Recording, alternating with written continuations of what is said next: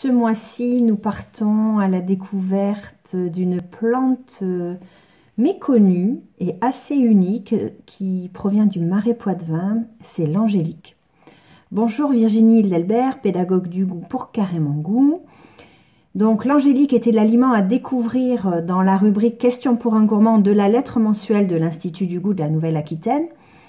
Alors l'angélique, c'est une ombellifère, une plante de la famille des apiacées comme la carotte ou le fenouil. Et c'est une plante qui laisse rarement indifférent. On l'aime ou on l'aime pas. Il faut dire qu'elle a un profil aromatique très très particulier. D'ailleurs, on va faire une petite dégustation.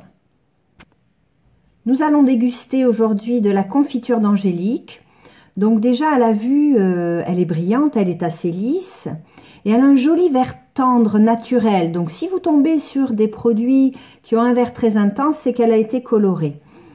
Alors au nez, cette confiture a vraiment des notes de carotte. C'est impressionnant comme on retrouve la carotte, un côté végétal également.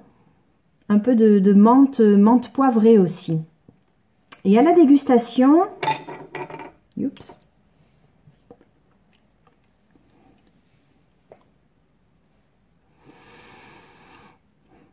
à la dégustation, on retrouve un arôme très percutant en attaque d'aiguille de pin, de térébenthine.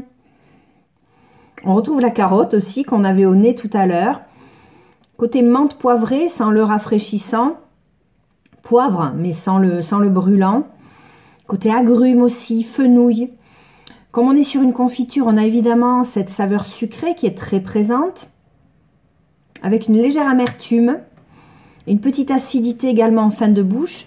En termes de texture, la confiture a été mixée, mais on retrouve quand même ces petits filaments de la tige de l'angélique, ouais. Ah, l'extra.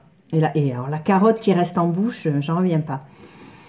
Donc l'angélique, c'est une plante dont on utilise les racines, les pétioles, les feuilles, les graines, les fleurs et la tige évidemment. Donc la tige, c'est une tige qui est très épaisse, qui est creuse et qui est cannelée.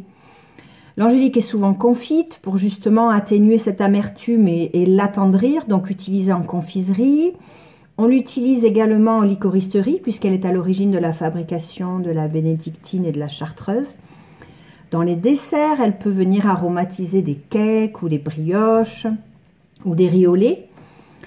En dessert également, on peut l'associer, c'est des super associations je trouve, hein, vous me direz ce que vous en pensez, avec de la poire, des agrumes aussi et du chocolat blanc. On peut également parsemer ces graines sur une volaille ou du poisson. On la trouve en sirop. On peut faire infuser ses feuilles. Et alors sous forme de confiture comme je viens de la déguster. Elle fait merveille avec un compagnon local qui est le fromage de chèvre. Donc je vous invite à poursuivre les explorations autour de l'angélique.